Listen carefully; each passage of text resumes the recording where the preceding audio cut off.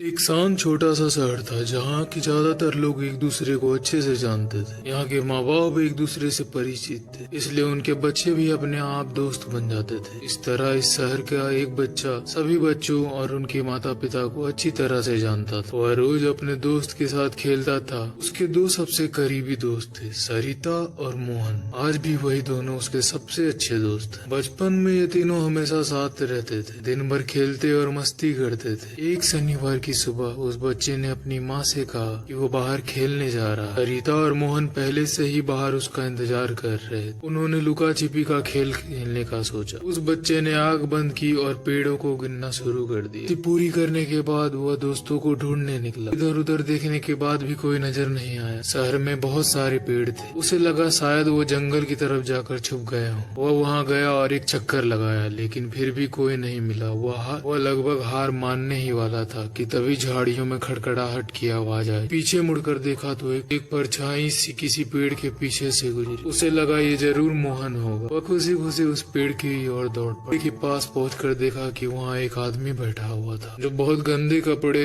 पहने हुए। उसके पास गया और पीठ पर हाथ मारा। उसे महसूस हुआ कि वह आदमी मुंह में कुछ चबा रहा था। उसने जोर से कहा, पकड़ लिया तुम्हें। मोहन, तुम तो बहुत अच्छे से छुपते हो। लेकिन जब उसने ध्यान से देखा तो पाया कि वो आदमी मोहन नहीं था। वो बहुत लंबा था और उसने धीरे से मुड़कर देखा कि मुंह के किनारों पर नीले पंख और लाल खून लगा था। उसने एक अजीब सी मुस्कान दी और हाथ बढ़ाया। उसके हाथ में एक मरी हुई नीली चिड़िया थी। वह बच्चा डर के मारे तुरंत वहाँ से भाग गया और सीधे घर पहुँचा। घर पहुँचकर उसने देखा कि सरिता और मोहन पहले से वहाँ थे। उसके माँ बाप भी बहुत परेशान थे। वह उसे घंटों से ढूंढ रहे थे। जैसे ही वह वापस आया, उसके माँ बाप गुस्सा और चिंता से भरकर उस पर चिल्लाने लगे। रात को खाना खाकर वह अपने बिस्तर पर लेट गया। थोड़ी ही देर में उसे नींद आ गई। कुछ घंटे बाद खटखटाने की आवाज से उसकी नींद टूट गई। ऐसा लगा जैसे कोई उसकी खिड़की पर दस्तक दे रहा। वह एकदम से उठकर बैठ गया। चांद की रोशनी में उसने देखा कि कोई परछाई खिड़की के पास खड़ी अजीब चीज से खिड़की को खटखटा रही थी। उसने डरते डरते खिड़की का एक छोटा सा हिस्सा खोला। जब उसने ध्यान से देखा तो पाया कि वही आदमी फिर से सामने। वह एक लकड़ी की छड़ी से खिड़की पे मार रहा था। जैसे ही उसे पता चला कि बच्चा उसे देख रहा है, उसने और जोर जोर से खटखटाना शुरू कर दिया। वह डर के मारे जोर से चिल्लाया और कमरे से भाग गया। उसके माँ बाप उसकी चीख सुनकर अंदर दौड़ आए। उन्होंने उससे पूछा क्या हुआ। उसने उन्हें सारी बात बता दी। उस दिन के बाद से वह आदमी फिर कभी नहीं दिखा। वही उसका उस अजनबी से आखिरी सामना था। कुछ हफ्ते पहले वो बच्चा 18 साल का हो गया है। इतने साल बाद भी वह उस दिन की घटना को भूल नहीं पाया। वह अब भी कभी कभी सोचता है, अगर उस दिन वह वहाँ कुछ और देर रुक जाता तो क्या होता। अगर उस दिन वह कुछ और देर जंगल में रुक जाता तो क्या होता। उस अजनबी का फिर क्या हुआ। दोस्तों, अगर आपको ये स्टोरी अच्छी लगी तो हमारे चैनल को लाइक और सब्सक्राइब जरूर।